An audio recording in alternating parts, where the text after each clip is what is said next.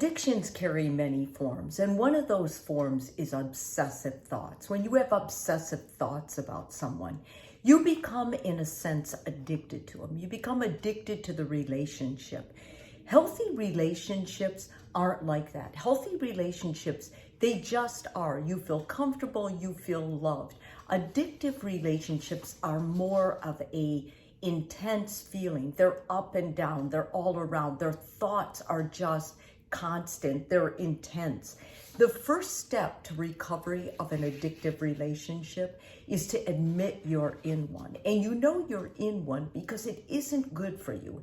Either the person is attached to someone else or married to someone else, or you've got something bad going in your life that you're trying to get away from. And sometimes that can be emptiness or loss of a loved one or anything like that. You first of all have to identify your feelings of the addictive relationship, why you love this relationship, and you have to identify the crazy cycle of it, because every addictive relationship has a crazy cycle to it. There's confusion, there's longing, there's the departure, the despair, and it's a vicious cycle, and it just keeps going around and around. And you need to be with that person. You need to be in contact with that person. In fact, if you even think about or try to imagine yourself without this person, you begin feeling a great loss, a lot of anxiety.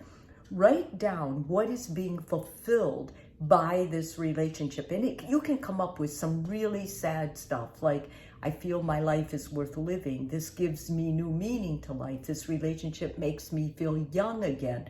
Or this relationship gives me hope. It's a temporary hope, but it's a hope that it can be more and we can grow old together and be each other's constant companion.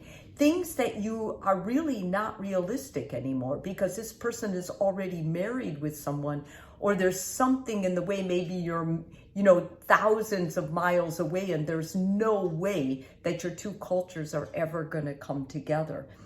The other thing is, it's really important that once you face the truth, that you also start seeing, calling this a traumatic bonding for whatever reason it is. Because it is, this person is reminding you of someone in this past, or this person is a way of proving to you that one of your parents was wrong. Maybe you had a very critical parent telling you you were unloved, and this addictive this addictive relationship is reminding you that no, you really are worthwhile, you really are lovable, this person really loves you. There's numerous ways that this can be traumatic, but it's traumatic because it's not real. It's what you're causing. It's what your brain, the chemistry your brain is changing, that makes you so addicted and needy of this person. I think when you realize that there's a severe emptiness on the other side, that is also part of the reasoning why we know this is traumatic. Because in a healthy relationship, the emptiness on the other side, yes, you'd feel bad, you'd feel incredibly lost temporarily, but you wouldn't feel the incredible traumatic despair of a relationship that is an addictive relationship. What you have to do once you face all this truth is you have to abstain from it. You have to abstain from the relationship completely. You have to abstain from any of the emotional entanglements. If this person had your phone, you're going to have to block it. If this person had passwords, you're going to have to change them. This is so important for this to heal, that it's imperative that you take the abstination part, because you won't be able to move past it if you don't. The neurotransmitters in your brain are secreting hormones that make you crave this person. There's a cortisol trigger that's going on that makes you feel like you need them. If you don't have them, you're going to die. Your life is not going to be worth living. This is all very real, but it's brain chemistry. And the one way we know from other addictions to shut it off is to begin the abstination process. Now, you're going to have cycles. You're going to have cycles that are as strong as any other addiction, to crack, to cocaine, to alcohol, whatever. So these are going to be things you can do to help kind of minimize the cravings. You are going to sometimes have to do them, practice one of them every minute. We don't evaluate how frequently the cravings will come. In other words, we tell people, get ready to do this nonstop for hours in the beginning, but it is important you do it. Number one, find a positive diversion. Meditation is good. Walking is good. Gardening is good. Push-ups are good. Squats are good. Anything you can do when you get that need, that trigger, that, oh my God, I got to reach out, I got to call him, I got to text him, I got to get a hold of him, I got to write him a letter. Instead, you're going to go to one of these other diversions. Secondly, do something non-aggressive physically, like biking, hiking, weightlifting, anything you can do. You don't want to be punching a bag or anything like that, because we know sometimes that when you do aggressive physical activity, you can actually get angrier, and revenge may come into the picture. And we're trying to keep you away from that format. Connect with someone healthy. If you have a good friend or a therapist you trust, this is a wonderful time to get, go to counseling. They can help you see what's going on. They can help make you see the normalcy of you, the healthy part of you, all of which you're going to need.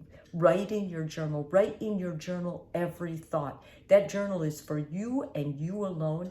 Don't, really take advantage of it. Write everything. Do not send anything you write. Just write in it. Create positive mantras such as, I'll get through this. I'm healthy and strong. I've been through bad things before. I can get through this. I'm a valued person. I'm lovable. I will be able to love in a healthy relationship. Any of these would be wonderful mantras to repeat to yourself. Write a list of all the reasons your addictive relationship with this person is bad for you. It's easy to focus on what you miss. Now I want you to focus on why it's bad. You know why it's bad. It's up and down. This person is already attached to something. They prioritize over you. You will always be second. You are being treated like dirt, because it's all on when they want to see you. It's all in their control. You have no control. You're just reacting to the schedule they set in place. It's very important that you understand that you cannot change anybody but yourself. You cannot change this person's mind. Let's say they gave you an excuse of why they can't be with you. You don't need to listen to that. You don't need to entertain that. All you need to know is you are not priority, and redirect into your other thoughts that are going to help you distract and get through this. Remember, you want a healthy relationship, not this obsessive, toxic one. And the other thing, personal tips that I think, principles that I want you to internalize. I will trust my intuition. I will no longer participate in a no-win relationship or conversation. I will no longer participate in impossible situations. A toxic relationship is impossible. If I feel bad around someone, I will remove myself. I will no longer make decisions at a crisis moment. I will no longer allow others to use me for their needs. I will learn to manage my emotions, self-soothe myself, and take my power back. The best thing you can do for yourself right now is to seek therapy. If you see a therapist, we have all had clients who have been obsessed in an unhealthy relationship. And it's like anything else. When there's an obsession, when there's an addiction, there has been trauma. It's helping identify the trauma, because sometimes you have it so blocked, even you can't see it. Once we identify the traumas, then we can move through, and we can help you grow into a healthy, strong relationship. You deserve that. Let's do that for you.